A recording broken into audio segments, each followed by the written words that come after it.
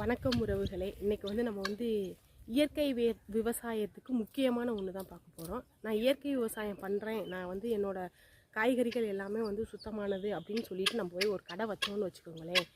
அங்கே வந்து நம்மகிட்ட வந்து ஃபஸ்ட்டு என்ன கேட்பாங்க தெரியுமா? உங்களோட மண் பரிசோதனை பண்ணிங்களா, அதுக்கான சர்டிஃபிகேட் வச்சுருக்கீங்களா அப்படின்னு தான் கேட்பாங்க.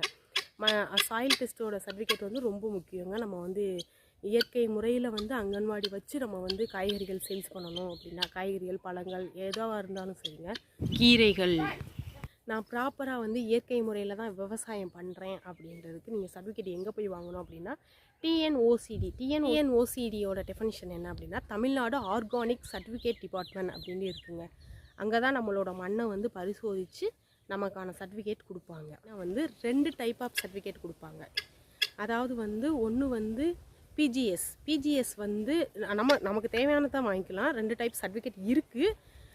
ஒன்று வந்து பிஜிஎஸ் அப்படின்றது வந்து லோக்கல் மார்க்கெட்டிங், இந்தியாவுக்குள்ளே நம்ம எங்கே வேண்டாலும் நம்மளோட பொருட்களை வந்து சேல்ஸ் பண்ணிக்கலாம். அதாவது வந்து நான் இயற்கை முறையில் தான் விளைய வச்சு விற்கிறேன் அப்படின்றதுக்காக. எனக்கு அடுத்து ஒன்று வந்து என்பிஓபி அப்படின்றது வந்து நேஷ்னல் லெவலில் நம்ம வந்து சேல்ஸ் பண்ணுறதுக்காக சர்டிஃபிகேட்டுங்க.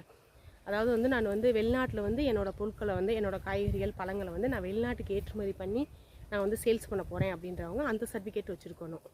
நம்மளோட மண்ணில் வந்து முக்கியமாக இருக்க வேண்டிய ஒரு 3 சத்து என்னென்ன அப்படின்னு பார்த்தீங்கன்னா வந்து தலைச்சத்து, மணிச்சத்து, சாம்பல் சத்து. இது வந்து நார்மலாக இருக்கணும். இது இருந்தால் தான் நம்ம போடுற விதை வந்து முளைச்சி நமக்கான காய்கறிகள் ஏதாச்சும் ஒரு பலன் கொடுக்கும். இந்த 3ம் நமக்கு இருக்கா அப்படின்ற ஃபஸ்ட் நம்ம டெஸ்ட் பண்ணிக்குவோம். அதுக்கப்புறம் நம்மளோட மண்ணில் வந்து எது வளரும் அப்படின்றத வந்து அவங்க வந்து டிசைட் பண்ணிவிட்டு சொல்லுவாங்க. மேலே இருக்க மண் இருக்குது பாருங்கள், மேலே இருக்க மண்ணை வந்து வெட்டி கீழே போட்டுருணுங்க. இது மேல் மண் சரிங்களா. 2 மம்பட்டி வந்து வெட்டி கீழே போட்டுட்டு கீழே இருக்க மண்ணை தான் நம்ம வந்து டெஸ்ட்டுக்கே கொடுத்து விடணும். இந்த மாதிரி வந்து ஒரு நம்ம தோட்டத்துலேருந்து ஒரு 5 இடத்துலனாலும் எடுத்து கொடுக்கணும். டெஸ்ட்டு பார்த்துட்டு ஹெட் ஆஃபீஸ் இருக்கும், ஹெட் ஆஃபீஸ் போய் கன்ஃபார்ம் பண்ணிட்டு தான் உங்களுக்கு சர்டிஃபிகேட் கொடுப்பாங்க. உங்களோட மண் வந்து நீங்கள் வந்து இப்போ வந்து நான் இயற்கை முறையில் தான் விவசாயம் பண்ணுறேன் அப்படின்னு நீங்கள் பரிசோதிக்க போகிறீங்க அப்படின்னா வந்து ஒரு பிளாஸ்டிக் பொருளோ மக்காத பொருட்கள் எதுவுமே நம்ம மண்ணில் இருக்கக்கூடாது. அந்த சேம் டைம் வந்து கெமிக்கல்ஸ் யூஸ் பண்ணியிருக்கக்கூடாது. அப்படி யூஸ் பண்ணியிருந்தீங்க அப்படின்னா உங்களோட சர்டிஃபிகேட் ரிஜெக்டட் ஆகிடும். அதுக்கப்புறம் நீங்கள் வாங்கணும் அப்படின்னா வந்து உங்களோட மண்ணை வந்து பக்குவப்படுத்தி அதுக்கப்புறம் கொண்டுட்டு வந்து அதுக்கப்புறம் நீங்கள் செக்கப் கொடுத்து அதுக்கப்புறம் ரிசல்ட் வந்து அதுக்கப்புறம் தான் உங்களுக்கு சர்டிஃபிகேட் கொடுப்பாங்க. அதனால வந்து இயற்கை முறையில் நான் வந்து விவசாயம் பண்ண போகிறேன், நான் வந்து கடை வைக்க போகிறேன் அப்படின்னு நினைக்கிறவங்க ஃபஸ்ட்டு வந்து 1 இயருக்கு வந்து உங்கள் மண்ணை ரெடி பண்ணிக்கோங்க. எப்படின்னா வந்து இப்போ வந்து வேறு ஒருத்தவங்க விவசாயம் பண்ணிகிட்ருக்காங்க, அந்த இடத்த வந்து நாங்கள் வாங்கிட்டோம் அப்படின்னா அவங்க வந்து செயற்கை முறையில் தான் மருந்துகள்லாம் கொடுத்துருப்பாங்க. அப்போ நீங்கள் அந்த மண்ணுகளெல்லாம் வந்து ஒரு முழங்கால் அளவுக்குனாலும் வந்து இயற்கை முறையில் மாற்றணுங்க. அதுக்கு வந்து என்ன பண்ணணும் அப்படின்னா வந்து குப்பைகள் போடணும். அதுக்கப்புறம் வந்து தாவர கொல்லிகளான வந்து நம்ம செடி வகைகள் போடணும். அதாவது தக்கப்பூண்டு,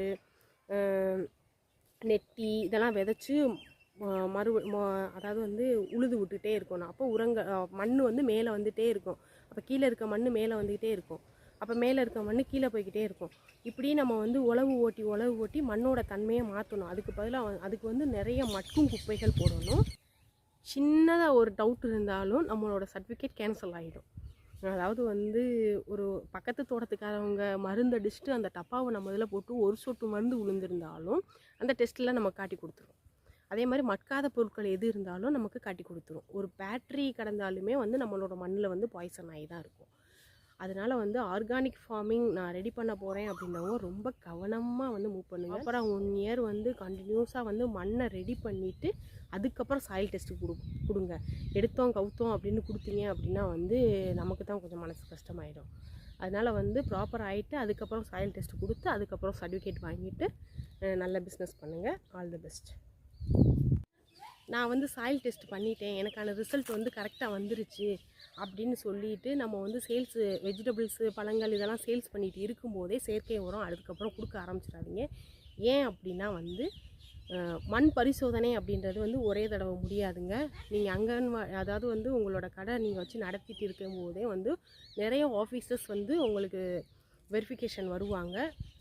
அது போக வந்து உங்களோட மண்ணை வந்து 1 வருஷத்துக்கு ஒரு முறை வந்து மறுபடியும் வந்து டெஸ்ட் பண்ணி பார்த்துட்டே இருப்பாங்க.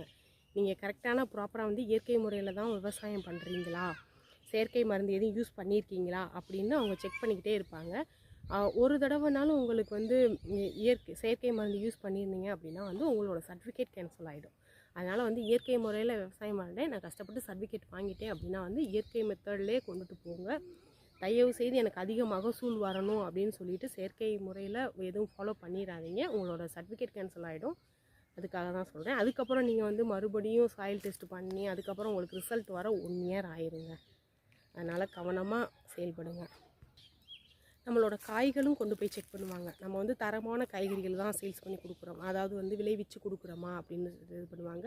அது போக நம்மளோட மண் 6 மாதம் இல்லாட்டி 1 வருஷத்துக்கு ஒரு தடவை வந்து செக் பண்ணி தான் இருப்பாங்க. இயற்கை விவசாயம் ஃபாலோ பண்ணுறவங்களுக்கு இந்த மெத்தடு. செயற்கை முறை அப்படின்னா வந்து அதுக்கு யாருமே கேள்வி கேட்க மாட்டாங்க.